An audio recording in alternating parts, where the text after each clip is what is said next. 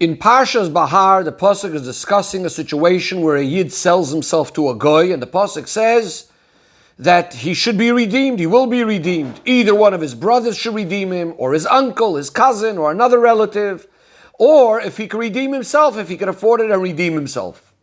The Rebbe says we need to understand, number one, since we're clearly speaking about in this pasuk, the closer relative first, as we learn out that the first closest relative has the mitzvah to redeem him first, and if not, the further relatives.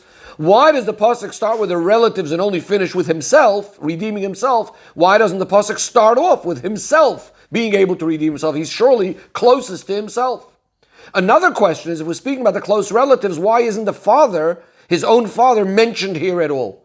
In fact, the same question is also in the dinim of Yerusha, of inheritance, where it also speaks about if a person passes away, doesn't have children, who inherits him, and the pasuk describes different relatives. There too, the father is left out. Chazal explain that these parshias, the sections of our Sedra of Behar, is actually describing a certain order of a descent that's happening, Rachmana litzlan, as a result of the person not keeping the mitzvah in the beginning of the parsha, which was the mitzvah of Shemitah. The person wasn't careful with Shemitah, as the different things discussed in the parsha describe how originally the person becomes poor and needs to start selling off some of his movable objects, eventually selling his properties, eventually selling himself to a yid, then selling himself even to a goy, or chas v'shalom, even to the avodah zarah itself, to become like an attendant for avodah zarah. Now, clearly, we're speaking about not only has the person fallen down so low begashmius that he's so impoverished and has no money, but clearly this is also a yerida beruchnius, the fact that this person has to end up selling himself to a goy, which, as we know, there's the concept that Yidden are servants only of Hashem, Avodayhem. Imagine now he's selling himself not only to a goy, but even to an avodah zarah itself. How does this happen? Where does this all happen? How could it happen that a Yid should fall down so low? Says the Rebbe, and with this we're going to understand why the father was left out of these psukim. It all starts beruchnius because the person forgets about Aviv Shabashamayim, about our Father in heaven, about the Eibishter. That's how he chas v'shalom starts falling down to doing averis. Or in the language of Chassidus tells us that in our koiches hanefesh, in the faculties of our soul, the level of chachma is called the Av, called the Father. And the Alter Rebbe explains to us in Tanya that it's within this darga of chachma, that's where the emunah in Hashem, where a Yid has that absolute belief in Hashem that goes completely beyond logic, for which he's ready even to be moiser nefesh, that's the level called chachma in our soul. And if a person would feel, says the Alter Rebbe, in every Aveira that he does, that he's really separating himself from Hashem, he would be moiser nefesh, he would be ready to give up his life, he would never do an Aveira. That's why a person, when it comes to a situation of avodah zarah, where it's clear to him that he's separating himself from Hashem, every Yid would be moiser nefesh. The problem is he's not realizing, he's not remembering his connection to Hashem on a regular basis. This is the idea of chachma that's being hidden or asleep, as the Alter Rebbe says, what causes the person that he ends up doing an aveira. In other words, how is it possible in our parsha that a Yid could do an aveira in regards to Shemitah? How is this descent possible? Chassidus tells us when a moment a person falls down in a certain level, that's already like a death. So how is it possible, this sort of death, falling down so low? Or in the parsha of Yerusha, how is it possible, spiritually speaking, that a person dies? That's all because he's lacking, he's missing, he's forgetting about this level of Av, his Father in heaven, or is the Chachma inside of his own nefesh, that level of Chachma, which would remind him of this emunah that he's connected to Hashem in an ongoing basis. That's why the Av part is left out.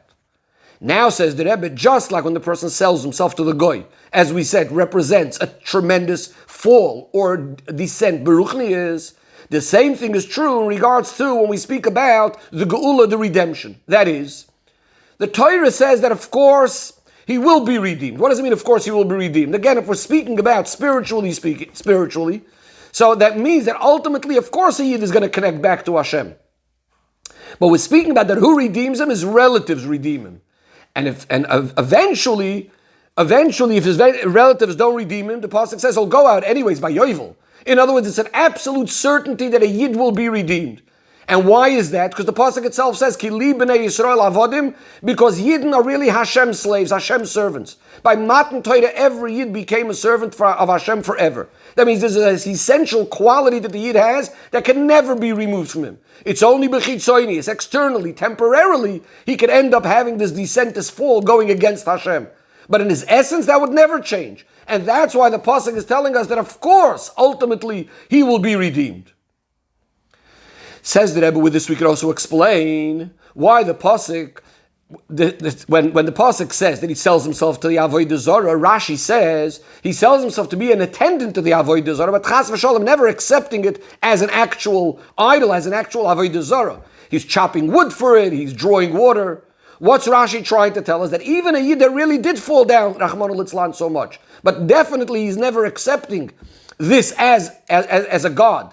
Because I said before, the level of chachma in the person is always complete by a Yid. It might be asleep. And when in fact it comes to a challenge in his matter of emunah, it wakes up from that sleep. And that's why even a person that has fallen down so low, he might be an attendant for the Avodah Zarah, but never accepting it actually as a God. Now, why did we say that it's the relatives that redeem him? Because when a person has fallen down so low, we know a concept that a person that's in prison cannot release himself. He needs this sarusa leila. He needs something to pull him out from outside of himself to help him schlep him up. And this is the idea that the relatives are the one that come along to pull him out of this lowly situation. But we all understand that the ultimate is that he needs to reveal his panimius in a way that he won't be shaykh anymore to these kind of things. Not that the relatives have to keep on helping him. Just like Bagashmi, the best thing you can do for a poor person is help him and set him up in a way that he won't need any help anymore. And that's why the pasuk starts describing first about the gula of the relatives. And then only discusses v'yisiga yodei, that the ultimate is that he should be able to redeem himself, schlep himself out. The Rebbe says, what's taka the reason that a person can end up falling down so low? This is hinted in the beginning of the parsha. The pasuk is describing kisavoyo laretz, when you come into the land, you'll work 6 years and the Shemitah and all of that. That means that different to the way they were in the Midbar, the Yidden, when they were living a complete spiritual life and everything was being done for them, as far as Gashmias is concerned, suddenly now they have to get involved in the Gashmias. And this is what could lead chas v'shalom to a person ending up falling down more in his Gashmias, the areas, and in his Avodas Hashem. However, how does the parsha start? Where does Hashem say this all to the Yidden? Behar Sinai. Hashem speaks at Har Sinai. In other words, giving us the message that since we're coming with a koyach of Torah from Har Sinai, so therefore we're guaranteed that not only does the Yid remain complete, but in fact, he will be able to even impact the land itself, making it from Eretz Canaan into Eretz Yisrael, a holy place. And furthermore, V'shav Saretz Shabbos La Hashem, that it'll be clear in an open, revealed way that the whole world belongs to Hashem.